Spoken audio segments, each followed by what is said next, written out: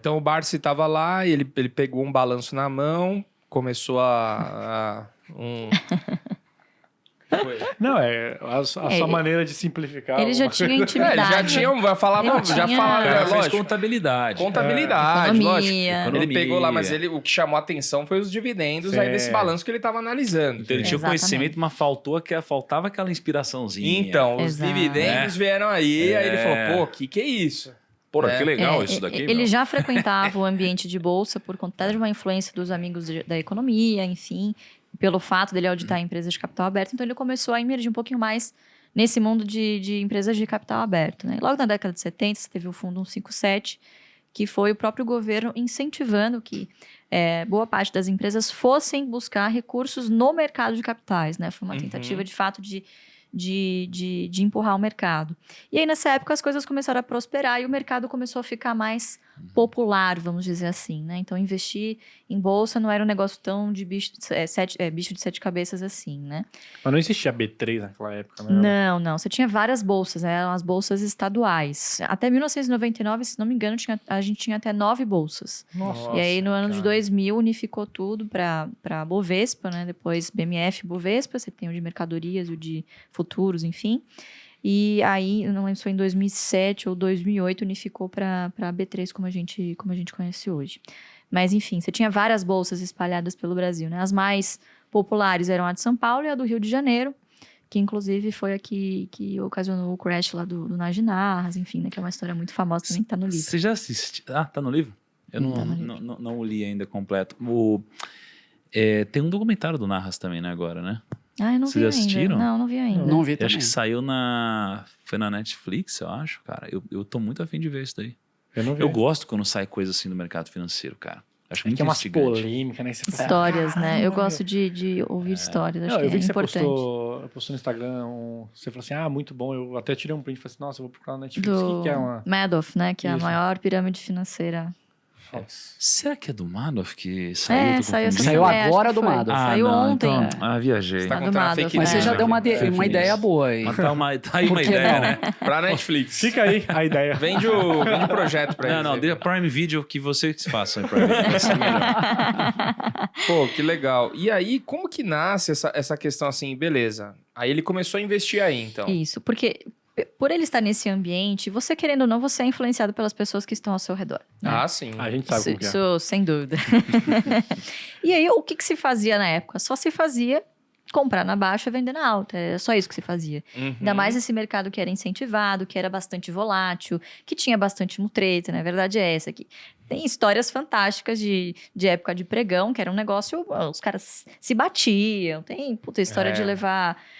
Enfim, prostitutas lá pra divertir da Governança atenção. nas empresas era um negócio impensável. Não existia nenhuma Regulação. governança das empresas. Devia ser uma bagunça. As próprias corretoras faziam meio que inventavam as regras depois que a bolsa foi se consolidando como uma contraparte central e, enfim, meio que reguladora, né, ali do ambiente de negociação. Então, era um Deus nos acuda. Nossa, Era um negócio, assim, bastante bizarro, né? Bastante arriscado. vamos dizer assim. Mas qual que foi o primeiro passo? Você sabe qual foi o primeiro passo? Ele falou, nossa, que legal isso aqui de Sabesp.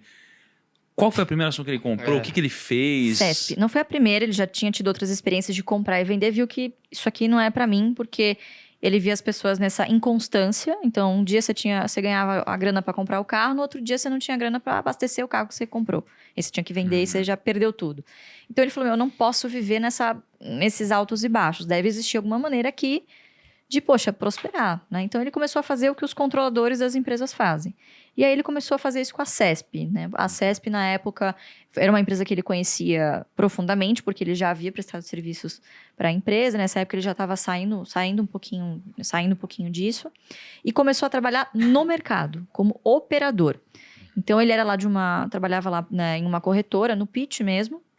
E tinha alguns clientes que ele operava, e ele operava para ele mesmo. E geralmente ele replicava para os clientes o que ele fazia para ele. Então ele começou a comprar CESP, algumas empresas de energia, saneamento, mas a CESP foi a mais notória. Ele comprou CESP durante 8 anos.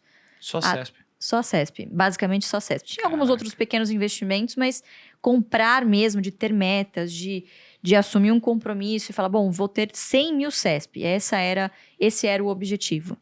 E aí, no meio do caminho, ele falou, pô, isso aqui tá dando muito certo, eu preciso escrever isso aqui pra provar que eu não tô ficando louco, porque ele dizia, bom, eu falava, olha, eu tô comprando certo, tô comprando coisas mais conservadoras, e o pessoal não, o pessoal queria o oba-oba, o que vai Isso subir. foi década de 70, né? Início da década de Porque 70. a década de 60, ela terminou ali, acho que em 70, 71, foi meio que um estouro da bolha. Não foi um estouro de uma vez, mas começou um declínio da Bolsa. Isso. Então era um movimento de passado um movimento de alta, né? Passado um bull market. Um bull market, né?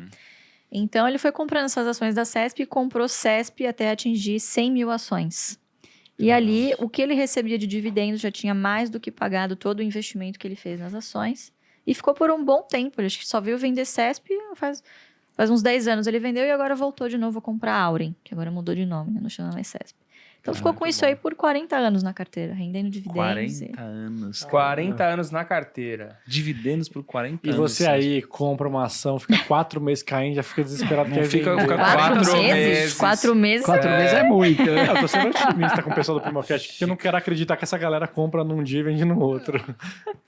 Bom, eu fazia trade de Oi, né, no começo. Então, assim, Não deu muito certo, né? Não, Lucão, Não. mas se entrar agora, deve estar o quê? Deve estar 2 Tá na centavos, cara. 4 centavos. 17 centavos. que beleza. Ó, eu devia estar comprando agora. Mas a CESP é interessante dizer que ela reunia algumas características que, mesmo que naquela época ele ainda não tivesse definido exatamente quais são os pilares da estratégia, ele conseguiu enxergar isso na empresa, né?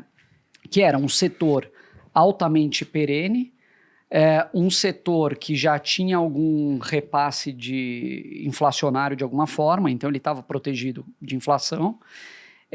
A empresa distribuía um dividendo mínimo prioritário obrigatório, que ele sempre fala, e ela tinha bonificações constantes também. Então, ele ia recebendo mais ações com as bonificações, dividendos, tanto das ações que ele já tinha quanto das bonificadas, e reinvestindo os dividendos. Então, a CESP, por ser uma empresa perene, permitiu que ele fosse cultivando essa bola de neve e ela continuasse de pé e entregando exatamente o que ela se propunha lá no início, quando ele enxergou a oportunidade. Participe de uma aula magna online gratuita, onde o Barsi vai te mostrar por que não existe estratégia de investimentos mais vencedora do que comprar ações de dividendos. Essa aula magna marca a abertura da nova turma do nosso MBA em Value Investing com o Luiz Barsi, a única pós-graduação do Brasil que te mostra como os maiores bilionários da Bolsa construíram as suas fortunas. Clique no botão e garanta sua vaga gratuita agora mesmo.